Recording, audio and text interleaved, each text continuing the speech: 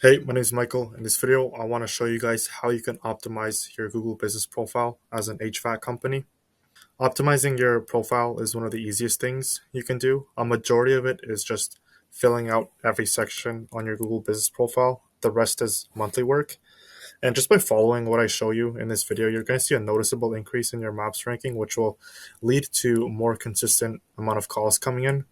You can see with this guy here, I was literally just helping him out for free, just giving him tips and telling him what to do, and he already saw a decent improvement really quickly. So um, you'll notice that this is some of the easiest stuff, and you guys are leaving easy money on the table by not having this channel optimized. Unfortunately, though, just optimizing your profile isn't going to put you right at the top unless you're in a very low competition area, but it will get you in the right direction, and you'll be better off than where you are right now. To get to the top, it's important to build citations, backlinks, and a whole lot of other tech stuff that you guys really don't really care about. But I'll have another video about that coming up on my channel.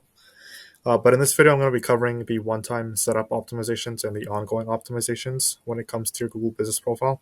And in case you don't know what a Google Business Profile is, it's one of the greatest free marketing tools you can have. If you don't have one, I don't know what you're doing.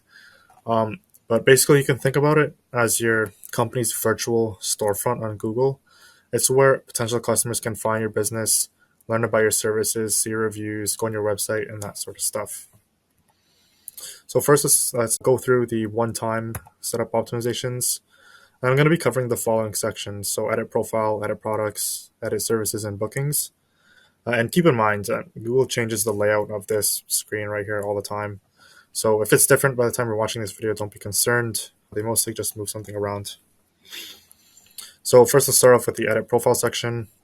These and every slide that you see from here is going to be all the options that you have in the edit profile section. It'll follow the same way for the rest of the video as well. But the business name, starting off, it should just be your business name. So for example, Bob's Heating and Air Conditioning. You don't need to worry about the legal jargon, so don't throw in like LLC or incorporated or anything like that. And you want to avoid putting keywords like AC repair in Miami because you're going to risk getting your listing banned. Unless you have a DBA with those exact keywords, or if that's literally what it says on your LLC or your corporation, you could get away with it. But the secret tip I'm not really going to get into. Next is going to be your business category. After taking a look at a lot of Google business profiles, a common mistake that I see is that people only choose one category. You want to have up until 5 categories. Everything after 5 is going to be too many. So the primary category should be your main service. In this case, it's going to be HVAC contractor. And the 4 other categories are going to be air conditioning contractor, air conditioning repair service, heating contractor, and furnace repair service. It doesn't really matter the order. But if you really want to optimize this, in the summers, you can make your primary category air conditioning contractor, and in the winters, you make your primary category heating contractor, assuming it gets cold enough in your area to put in furnaces. Your description is your company's first impression online, so you want to keep it clear, simple, and engaging. You want to quickly explain what you do, who you serve, and what makes you special. You can use keywords that people would search, like AC repair or furnace installation, but you can do it naturally. Don't stuff your description with keywords unnecessarily. It's not going to make you rank better. And you want to end with a strong call to action, like call us today for a free quote. You can think about it and write one on your own, or just get ChatGPT to write one for you. It really doesn't matter.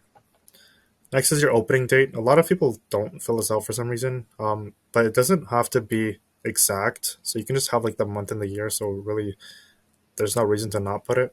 And even if you're like relatively new and you think people are going to see that and think you're inexperienced, it's not even going to really show if you're like in business for less than a year. But it's more for like if you've been in business for 10 years or something, customers are going to be able to see that and they'll end up trusting you more the longer that you've been in business. Next is the phone number, and this is where you can track the effectiveness of your marketing. You can have a primary phone number as a call tracking number, so you can record and track calls coming in from your Google Business profile. And then you can have your office or your main number as the secondary number. And when you make directory listings or citations, you want to use your main phone number and not the tracking number because you can always swap out the tracking number on the Google Business profile. Next is your websites. I mean, this is pretty self-explanatory. You just want to link your website here. I've seen people with websites who don't even put it here. It makes no sense to me at all. If you don't have a website, you should probably get one. It's 2024, and if you don't have a website, again, I don't know what you're doing. You can get websites built for you with full functionality and just lease them for 97 a month. Or if you want to pay outright to own it, it'll be a few thousands. Next is going to be the social profiles, and this is a newer section that they just added like a few months ago. You should be linking all of your social profiles here. If you don't have any socials, just make them and link them here anyway. It doesn't matter that you don't really have anything on there. So you want to have all the big social platforms like Facebook, Instagram, YouTube, TikTok, Twitter. And you want to link as many profiles as possible because Google's going to recognize your company as a brand, and Google wants to work with brands because they're going to bring in Google the most amount of money. So go make social media profiles, link them to Google. You do want to post on them, but it doesn't have to be crazy. You can get away with just a few posts a month. Next is the business location and service area. I mean, this is also pretty self-explanatory. You just put in the shop address as it is on your legal documents. And if you don't have a shop, just put in a service area. Don't make your service area overly large, though. Quick disclaimer, if you don't have a shop, you're not going to be ranking as high on Google. That's just the way it is. But just because you put in a huge service area doesn't mean that you're going to show up all in and that massive service area. There's limits to this stuff. For the hours, you obviously want to input the hours that are available to pick up the phone and answer customer inquiries.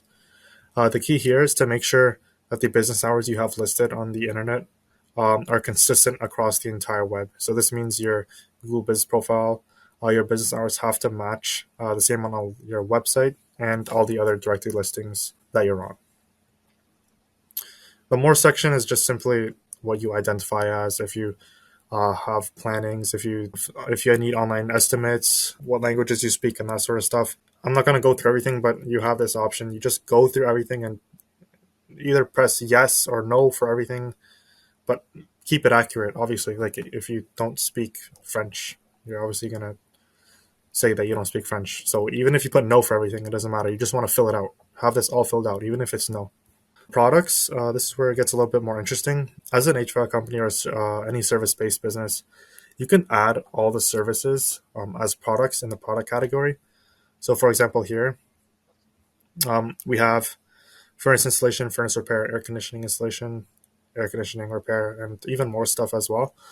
You want to add every single service that you offer as a product. And you can categorize this stuff into heating services, cooling services, air quality services, stuff like that. And then with each product, you want to link it to the exact page on your website that talks about that service or product, whatever. So you can see here, we have the furnace installation product. We have it in the heating services category. You don't need to put a price, but then you have a description here. And then you, at the bottom here where it says product landing page URL, you would just link your website page that talks about, for in this case, furnace installation, link it here and then press publish.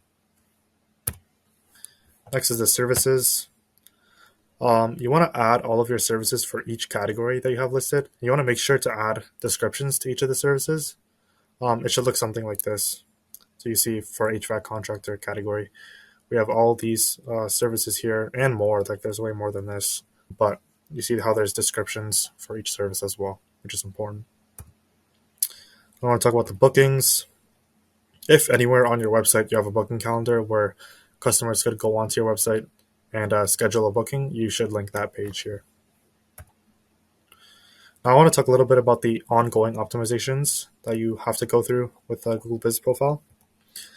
And in this part of the video, I'm going to be talking about reviews, photos, Q&A, and updates. So in the photos, you want to include and post pictures with things like your brand, your team, your vans, some jobs. And you want to post at least 4 photos a month. The more, the better. Updates, you want to treat updates as like social media posts for Google. And there are 3 different types of updates. There's like the regular updates where you update your customers with new business information. You have offers where you can create an offer and attract new customers, and events. So you can let customers know about events you're hosting. I mean, the ones that we use most are regular updates and offers. You'll need photos for all these types of updates. And you can also drive phone calls or traffic to your website with updates, which is a good thing.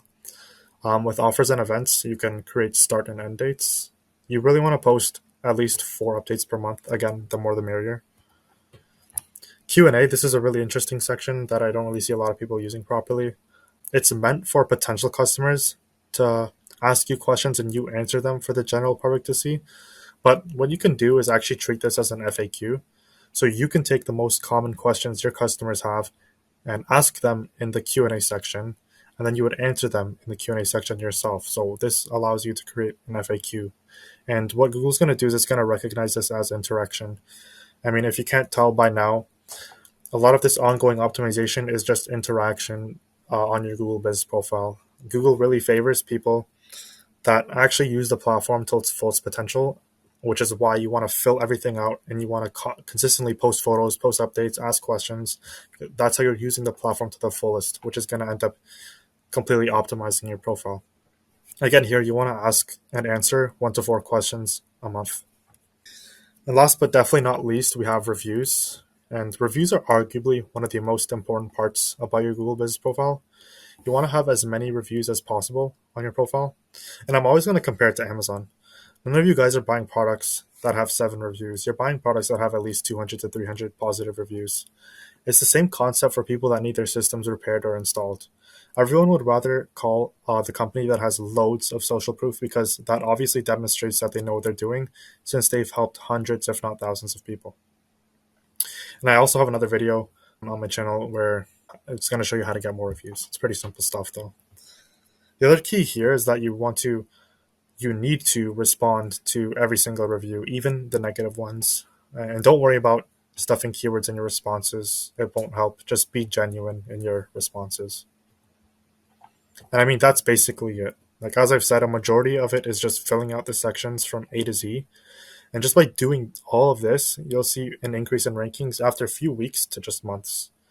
But if you really want to get into that top 3 map pack, I have another video on that as well. But this is going to be the first step in the right direction. But yeah, I hope this video helped you guys out.